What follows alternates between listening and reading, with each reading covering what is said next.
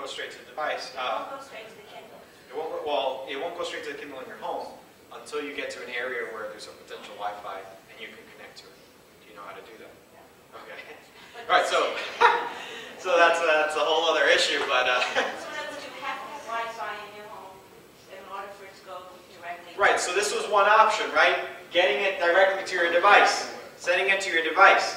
If you didn't have that, if you didn't want to go that route, you could do it indirectly by choosing to put it on your computer and then transferring it manually. I'll show you how to do that when we get to that transferring section, where I'll connect with wire on a Kindle, for example, and I'll show you how to transfer a book onto the Kindle without sending it wirelessly to your device or directly. Okay? Yep. Okay, so that's just an option, but you see how you have to kind of piggyback off the Amazon website, right? So you check it out, and then you get the Kindle and it goes out to the Kindle website, and then you have to make a choice whether you want to send it directly to your device, or if it's been registered, or onto your computer if it also has been registered. Okay? Alright, let's go back and try the other option.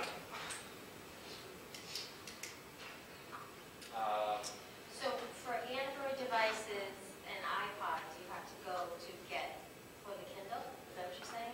Yes, well, I chose the iPhone, but you would choose your Kindle device. You would choose your Kindle that's been What she's registered. saying is she wanted to get the originally, if she wanted to go right to iPhone. We went from Kindle to Amazon to iPhone. Yeah. Say she only wanted iPhone. Would she still have to choose Kindle here? If I wanted, even just for my Android device, Yeah. I'd have to choose Kindle. You would have to choose Kindle if you wanted to read Amazon available books, Amazon, prescribed books. You can also, you have the luxury of also choosing an ebook if you want. On the Android device. On the Android devices or even the iPhone or iPad. Okay? Okay. So, now let's choose another book, but this time the EPUB book. Okay, the EPUB book. So we saw the Kindle book, at least how the checkout proceeds. Okay? And it jumps to the Amazon website, and then you have to make a choice. Now with the EPUB book, I'm going to choose add to my cart. Same checkout process, right? Letting period and so on and so forth. Okay. And finally, confirm checkout. Now the button's a little different. Okay? The other one said get for Kindle. This one says download. So when I press download, it will ask me to save this onto my computer. Okay? This is if you're doing it from your computer. Okay? If you were doing it from your mobile device, okay, you will need a little bit more information, okay, which I'll tell you. Okay, so I'm going to save this. I'm going to put it in a location of my computer that just manages all of my digital editions, right? So luckily I made a folder earlier called My Digital Editions. Okay? Yeah, you could also call it My eBooks, etc. Okay? So I'm going to put it in here. As you can see from my other classes, I've downloaded Disney's Christmas Carol, The Black Comedy, Little Women. Somebody forced me to download that one. All right, so I'm going to click on Save. Okay, Save. And that's it. Now, what you're downloading is not the book itself. And this was true when I sent it to when it sent you to the Amazon site. You weren't downloading the book. You were downloading the request for the book. When it arrives on your device or when it arrives to your computer, it has to then fully download once it establishes that this was the right registration, this was the right book, that you are authorized to download this book. So what you're downloading here is a little file with all the code that says you downloaded this book from the library and you have 7 days lending period. So it gives you a start and an end time. That's all the code that's in the background. Don't worry too much about that, but just know that it's not the book itself. Okay? You're downloading first a file that has the rights.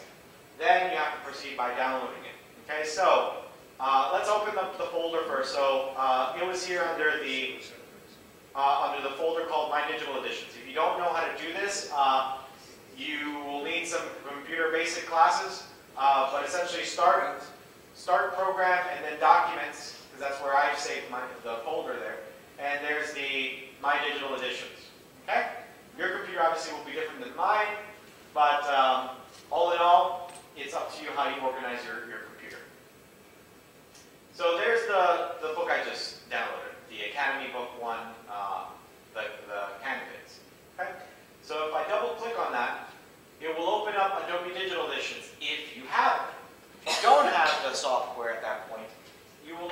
download it. Okay? You will need to download it. How do you download Adobe Digital Editions? Okay? How do you download Adobe Digital Editions? I'll show you that soon.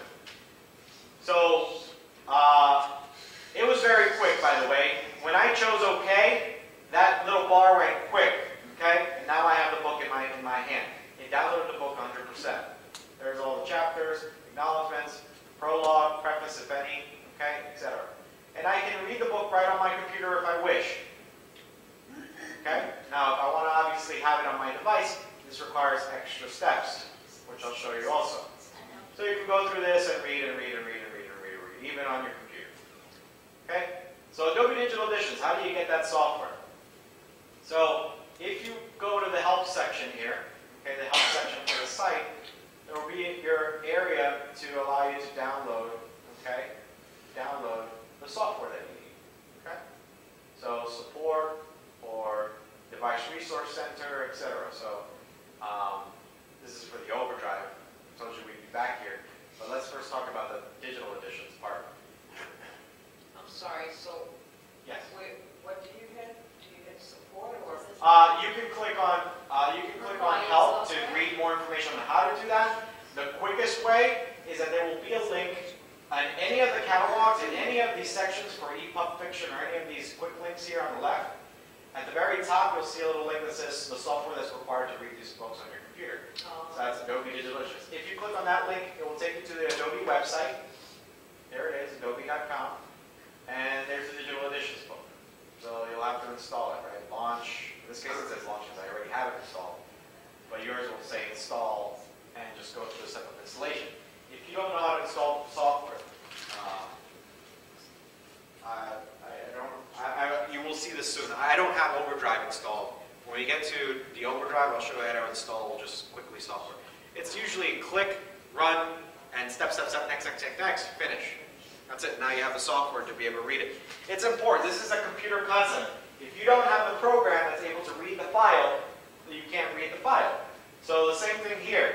I downloaded this book, but if I don't have the software to read the book, I can't read the book.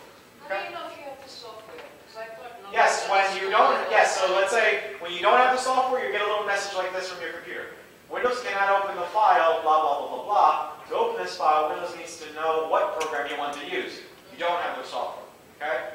So you'll have to select the program if you think you have the software, or cancel and install the proper software that you'll need. Okay? This is a very common window that people get when they don't have a program to open up something. Okay?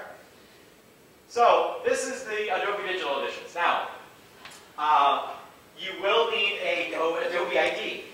Okay, so when you download this, Adobe will ask you to register Adobe ID. It's free, with so many IDs. But it's just another ID. Okay, perfect. Registered ID.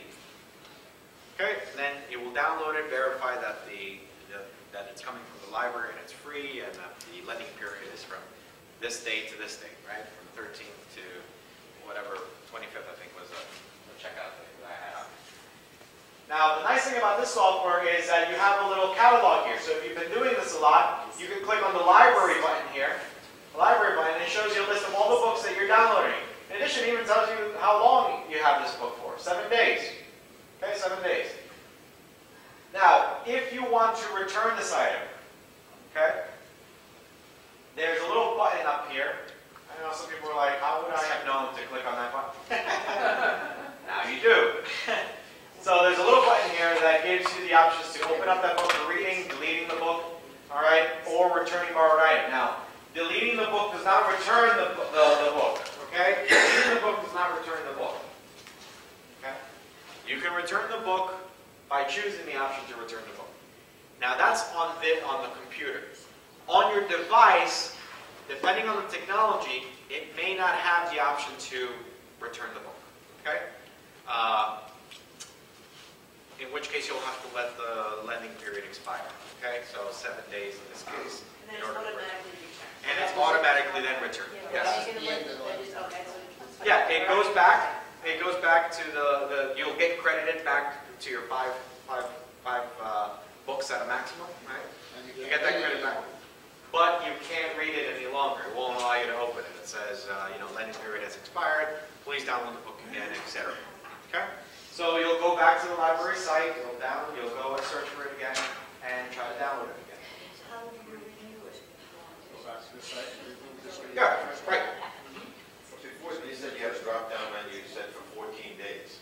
Yes, that was in the website itself when you were during checkout.